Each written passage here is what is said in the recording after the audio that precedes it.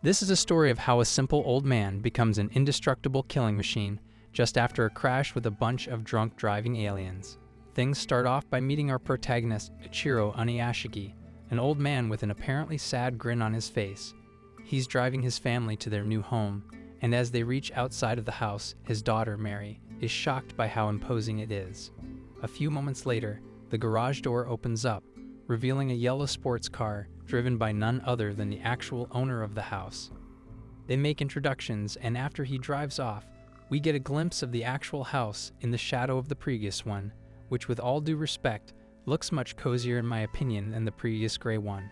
The kids are obviously disappointed, but step forward inside. His wife Mary suggests that she and the kids go and buy some food. In the meantime, Ichiro stays at home and starts unpacking. His lower back pain reminds him that a follow-up medical examination should take place. The following day, as he comes back from work, he finds an abandoned Shiba puppy in a box. Being the reasonable man that he is, he brings him home, and although his wife complains a bit, he manages to keep him in his room and name him Hanako.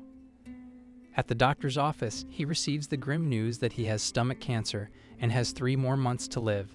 He tries to call his family to tell them the bad news, but nobody answers their phone. Arriving at home, his wife is also unwilling to listen to his problems, so he starts wondering if anybody in his family cares about him anymore.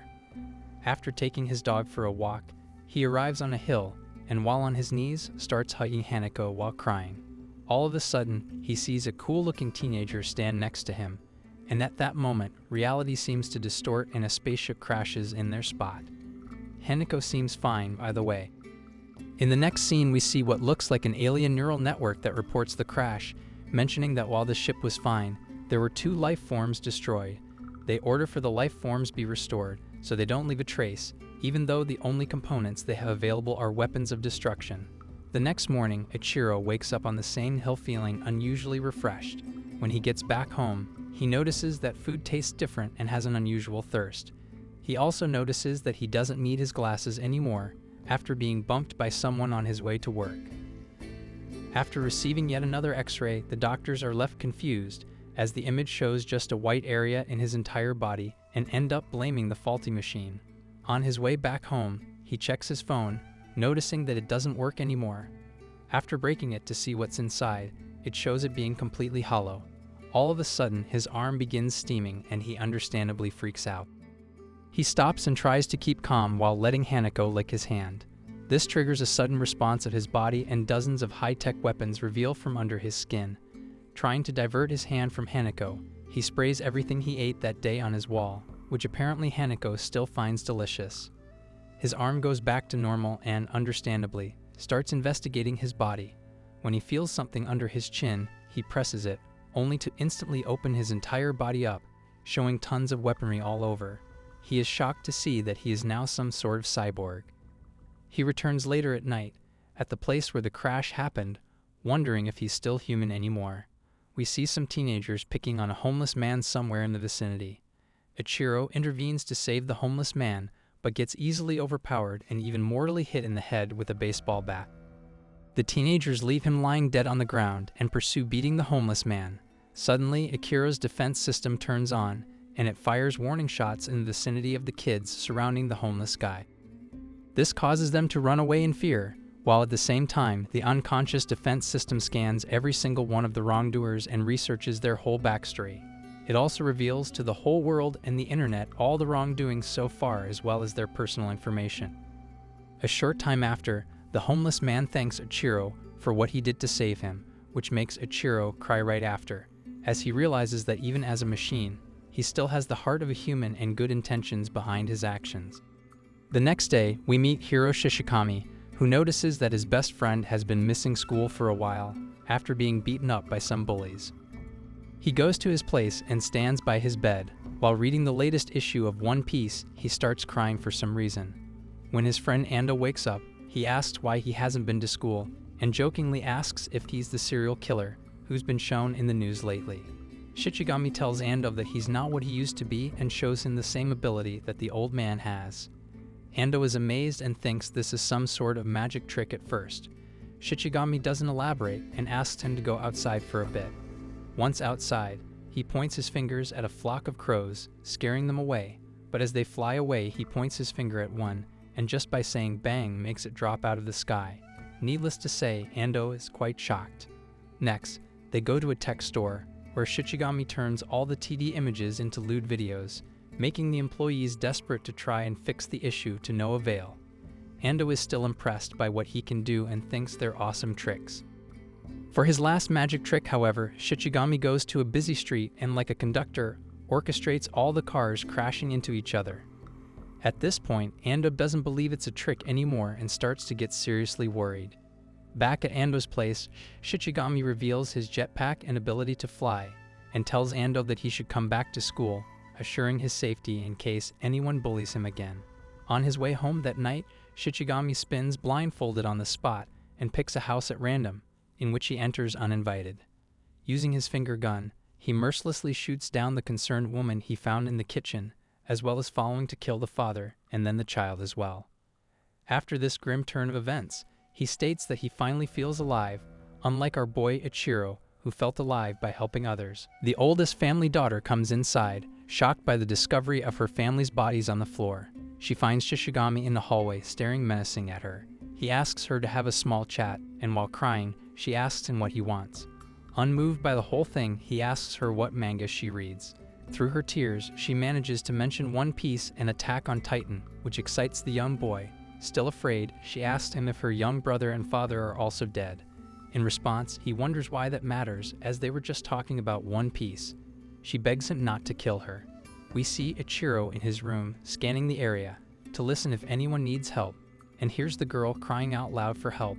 He gets in his car quickly to rush to her place, but gets stuck in traffic along the way. He hears the girl screaming, until Shichigami puts an end to her life with a bang.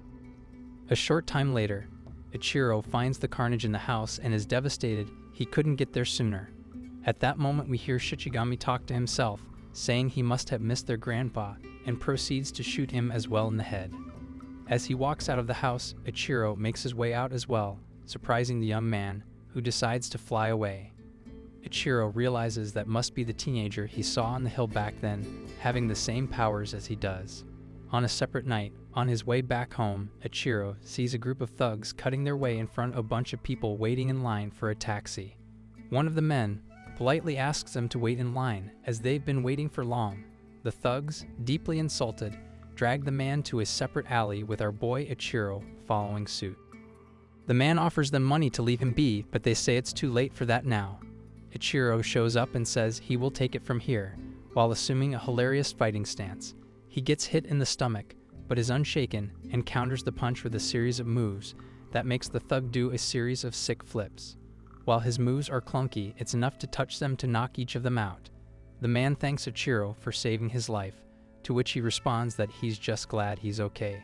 On his way back home, he once again scans the surrounding areas for trouble, and hears that a fire has started in a house.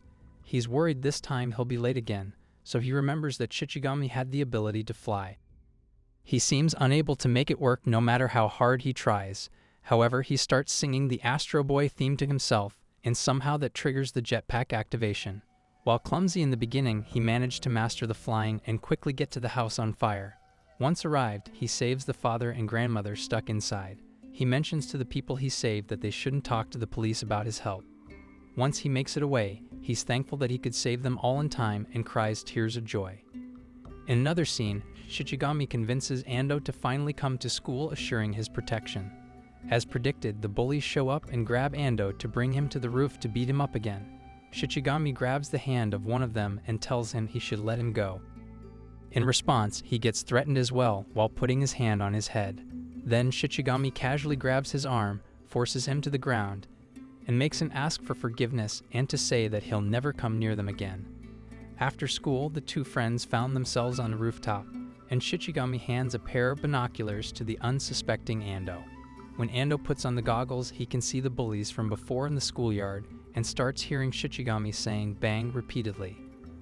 At a moment's notice, all the bullies are dead on the floor and Ando is shocked by what he sees. As they walk home, Shichigami elaborates on his other abilities, like fully controlling all electronics, tapping into messaging services, and even making countries fire nukes between each other.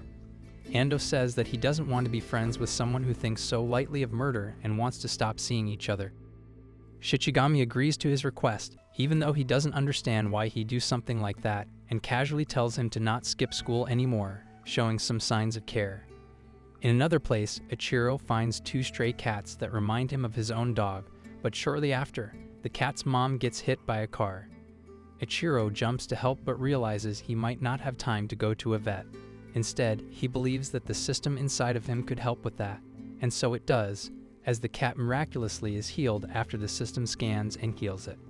Back at his home, Ando keeps hearing news about people being murdered by what appears like a gun wound with no bullet. While he tries calling the police, he can't get himself to rat on his childhood friend. Researching online, Ando finds information about people healing miraculously all over the city, which makes him think that Shichigami could be behind this, as he's shown his healing powers once when he healed a paper cut. But upon further thought, he couldn't believe the same man who's killing at random would be interested in healing so many people, so he thinks that there must be someone else doing all this with the same powers as Shichigami's. To lure him in, he tries screaming for help in his own room, hoping that the other person might have the same sensitive hearing Shichigami had. His strategy works after a while, and Ichiro comes up at their doorstep, asking Ando's mother if everyone's okay in there. Ando races downstairs just to see a half-naked old man staring at him.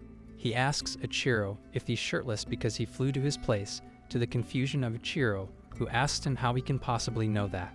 The two of them come into Ando's room and he asks Ichiro if he's a cyborg. Ichiro is shocked, but Ando explains about Shichigami and his power. They have a chat about Shichigami's powers and how dangerous he can be for humanity. Ichiro says that Shichigami must be stopped because what he does is unforgivable, and he must be the one to do it. Ando asks him about the miracles happening around Tokyo, and Ichiro confesses he was the one doing them. Ando is moved by his actions and wants to join in the fight to stop Shichigami's onslaught. Ichiro mentions that he might have to end up killing his childhood friend, but Ando is willing to help, as Shichigami isn't the same person he grew up with. Ichiro says that the reason why he was helping people might have been selfish, to try and prove to himself that he's more than a lifeless, soulless machine, and that he still has humanity left inside of him.